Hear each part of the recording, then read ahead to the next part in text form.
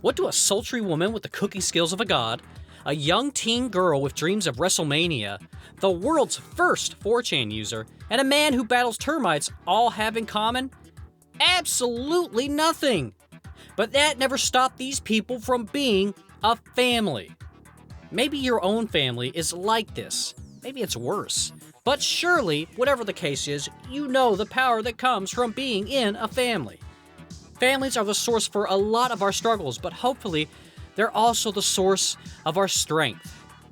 Whatever they are, families are almost always at least one thing: crazy. The Kobayashi family certainly doesn't appear too crazy upon first glance.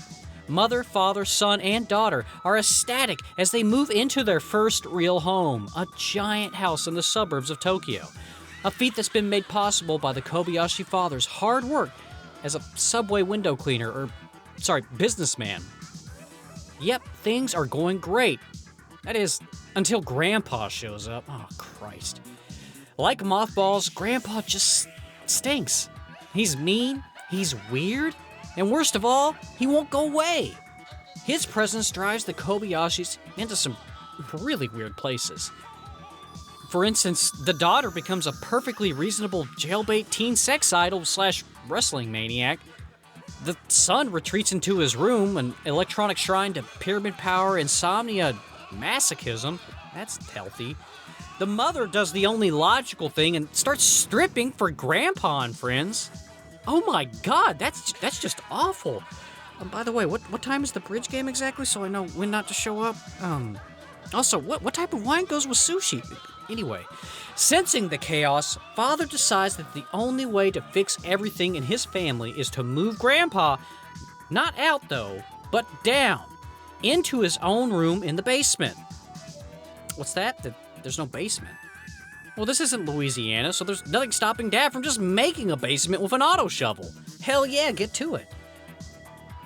Instead of finding Grandpa's new digs, though, while he's digging, the Kobayashi dad finds his own trigger for his own insanity: termites.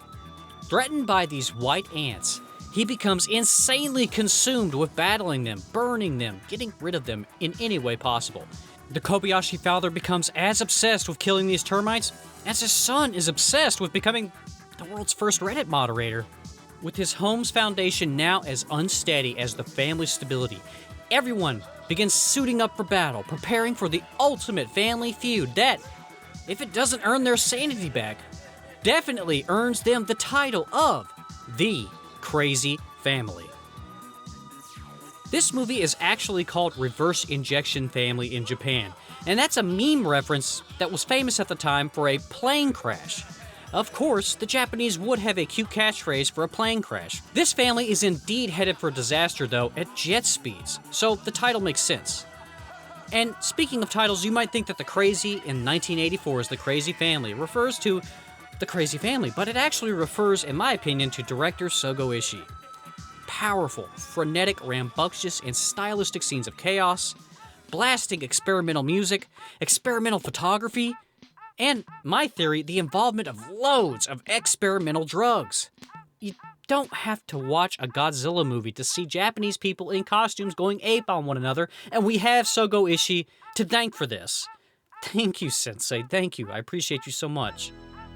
This film is just filled with extremely memorable sequences like the father's run home, gigantic sets collapsing in on themselves, and pretty much the cherry on top of this film, a series of short, impressive visual effects sequences that are uncredited. It's Takashi Ito's work. If you haven't seen his work, go check it out. It's amazing.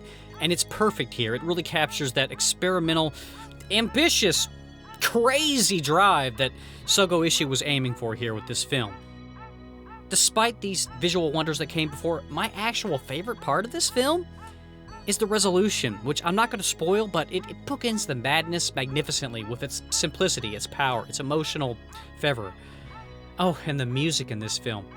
I loved it so much, I actually managed to snag my favorite track off the record of this movie, which is extremely rare, and I'm going to post it in the comments just for you all. It's a synth wonderment. Is that a word? Well, it's a word now, because this is a true 80s gem. I give The Crazy Family, the Reverse Injection Family, whatever you want to call it, 4 termite hotels out of 5.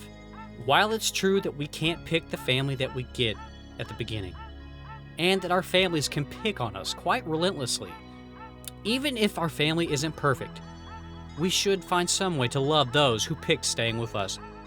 This has been Crazy Aga, and I appreciate you for watching. Thank you. She's taking off her clothes again. I gotta go. Bye.